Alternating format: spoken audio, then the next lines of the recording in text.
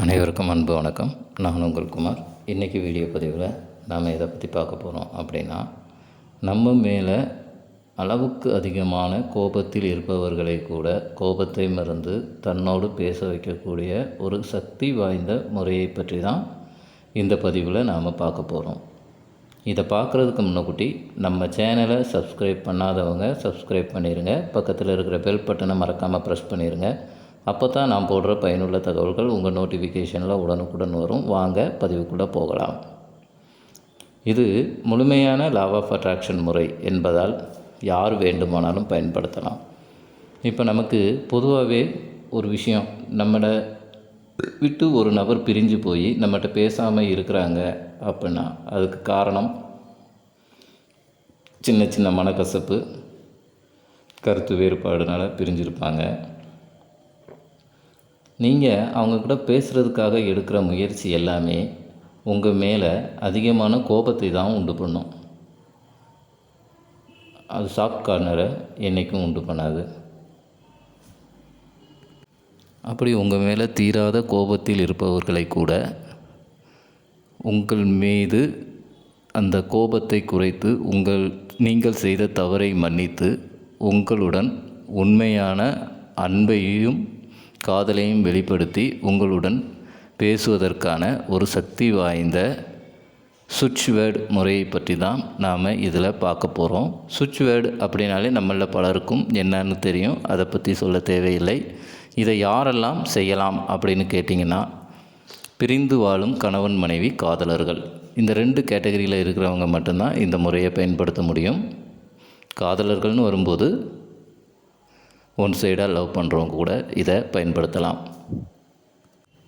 இந்த சுவிட்ச் வேர்டு, அதாவது எவ்வளோ பெரிய கோபமாக நம் மீது அவர்கள் இருந்தாலும் அவர்களை சமாதானமான மனநிலைக்கு கொண்டு வந்து அவர்களாகவே நம்மக்கிட்ட பேச வைக்கக்கூடிய ஒரு சக்தி வாய்ந்த முறை. அதாவது எப்பேற்பட்ட கருத்து வேறுபாடாக இருந்தாலும் சரி, மனக்கசப்பாக இருந்தாலும் சரி, அதை குறைத்து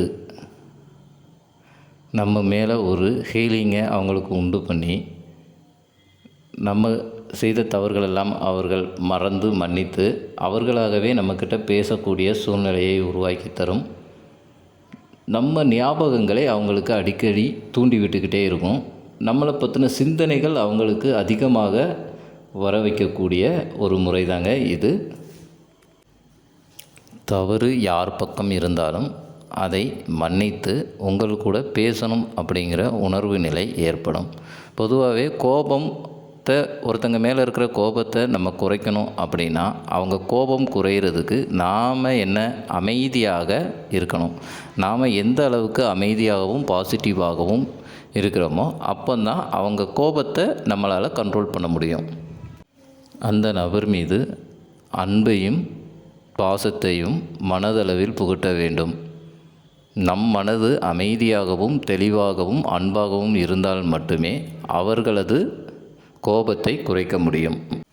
நீங்கள் பேச நினைக்கிற அந்த குறிப்பிட்ட நபர் மீது கோபம், பொறாமை, ஏக்கம், ஈகோ, வெறுப்பு இருந்தால் அவர்களது கோபத்தை உங்களால் தணிக்க இயலாது. முதல்ல நீங்கள் அமைதியாக இருக்கணும். உங்கள் மனதை அமைதியான மனநிலைக்கு கொண்டு வரணும்.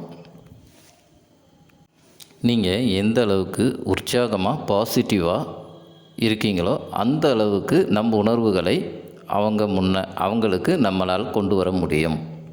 அதே உற்சாகமான மனநிலையுடன் பாசிட்டிவான எண்ணத்தோட இப்போ நாம் பார்க்க போகிற இந்த சுவிட்ச் வேர்டை எப்படி எழுதணும் அப்படின்னு கேட்டிங்க அப்படின்னா, ஒரு நாளைக்கு 21 தடவை எழுத வேண்டும். அதாவது 21 டைம்ஸ் இதை நீங்கள் எழுதணும். இதை எழுதுவதற்கு ஒரு ரெட் கலர் பென், அதாவது ரெட் கலர் பென்னால் மட்டும்தாங்க எழுதணும், வேறு எந்த கலராலையும் எழுதக்கூடாது. ஒரு நாளைக்கு 21 முறை அப்படின்னு 21 நாட்கள் நீங்கள் கண்டினியூவாக இதை எழுதணும். ஊடால எந்த ஒரு பிரேக்கும் விடக்கூடாதுங்க. அப்படி பிரேக் விட்டீங்க அப்படின்னா நீங்கள் முதல்ல இருந்து எழுதுகிற மாதிரி இருக்கும்.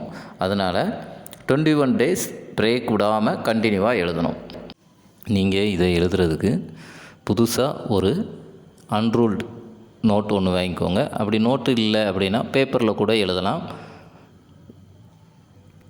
இதை எந்த நேரத்தில் எழுதணும் அப்படின்னு கேட்டிங்கன்னா, இரவு நீங்கள் உறங்க போகிறதுக்கு முன்னக்கூட்டி அந்த டயத்தில் எழுதுனா உங்களுக்கு குயிக்காக ரிசல்ட் கிடைக்கும். ஸோ அந்த டயத்தை மேக்ஸிமம் யூஸ் பண்ண பாருங்கள். 21 டைம்ஸ் எழுதணும். இப்போ நாம் பார்த்த அந்த நேரத்தில் எழுத முடியாதவங்க, நீங்கள் எந்த நேரம் அமைதியாக பீஸ்ஃபுல்லாக உங்கள் மைண்டு உணர்றீங்களோ அந்த டயத்தில் நீங்கள் இந்த வார்த்தைகளை எழுதலாம்.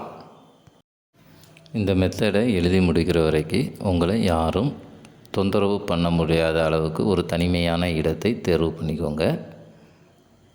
நீங்கள் எழுத போகும்போது நீங்கள் யாரை நினைத்து எழுதுகிறீங்களோ அவங்க உங்கள் அருகில் இருப்பதா உணர்வுபூர்வமாக மனதில் நினைத்து சந்தோஷமாக எழுத வேண்டும். ஏன்னா நம் எண்ணங்களை காட்டிலும் நம் உணர்வுகளுக்கு தாங்க சக்தி அதிகம். அந்த உணர்வுபூர்வமாக நீங்கள் எழுதும்போது நீங்கள் எதை நினைத்து எழுதுகிறீர்களோ அது உங்கள் ஆழ்மனதில் பதியும். உங்கள் ஆழ்மனதில் பதியும் எந்த ஒரு கருத்தோ செயலோ அது வாழ்வில் நிஜமாகும். அதனால் உணர்வுபூர்வமாக நீங்கள் எழுதணும். அந்த சுவிட்ச் வேர்டு என்ன அப்படிங்கிறத இப்போ நம்ம ஸ்க்ரீனில் கூட பாருங்கள். Conceit, clear, centre, find, divine, love, together. Conceit, clear, centre, find, divine, love, together. Conceit, clear, centre, find, divine, love, together. அவ்வளவுதாங்க இந்த சுவிட்ச் வேர்டு. கரெக்டாக 21 நாட்கள் எந்தவித பிரேக்கும் இல்லாமல் கண்டினியூவாக நீங்கள் எழுதணும். நீங்கள் யாரை நினைத்து எழுதுகிறீர்களோ அவர்களது ஃபோட்டோ உங்கள்கிட்ட இருந்தால், அது ஹார்ட் காப்பியாவோ இல்லை மொபைல்லே இருந்தாலும் அதை பார்த்துக்கிட்டே இந்த வார்த்தையை எழுதலாம்.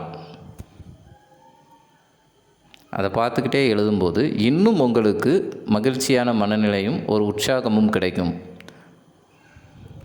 நீங்கள் எழுதி முடித்ததுக்கப்புறம் அந்த பேப்பர் அல்லது நோட்புக்கை யாருக்கும் தெரியாமல் ஒரு பத்திரமாக நீங்கள் வச்சுக்கணும். யாரும் அதை பார்க்கக்கூடாதுங்க. அதனால் அதை ஒரு பத்திரமாக வச்சுருங்க. 21 நாட்கள் நீங்கள் இதை எழுதி முடித்த பிறகு நீங்கள் அதை எழுதிக்கிட்டு இருக்கும்போதே நீங்கள் யார் உங்கள் கூட பேசணும்னு நினைக்கிறீங்களோ அவங்க தானாக வந்து பேசுவாங்க. அப்படி பேசினா கூட 21 நாட்கள் கண்டிப்பாக இதை நீங்கள் எழுதி முடிக்கணும். எழுதி முடித்ததுக்கப்புறம் அந்த பேப்பரை நீங்கள் வச்சுருக்கணும் அப்படின்னு நினச்சாலும் வச்சுக்கலாம். அப்படி இல்லை அப்படின்னா எரிச்சிடுங்க. இது முழுமையான லா ஆஃப் அட்ராக்ஷன் மெத்தட் அப்படிங்கிறதுனால நீங்கள் எந்த நாள் எந்த கிழமை வேண்டுமானாலும் இதை ஸ்டார்ட் பண்ணலாம். 21 நாள் கண்டினியூவாக எழுதணுங்க. அவ்வளோதாங்க இந்த பதிவு. இது உங்களுக்கு பிடிச்சிருந்தால் லைக் பண்ணுங்கள். உங்களது ஃப்ரெண்ட்ஸ் அண்ட் ஃபேமிலிக்கு ஷேர் பண்ணுங்கள்.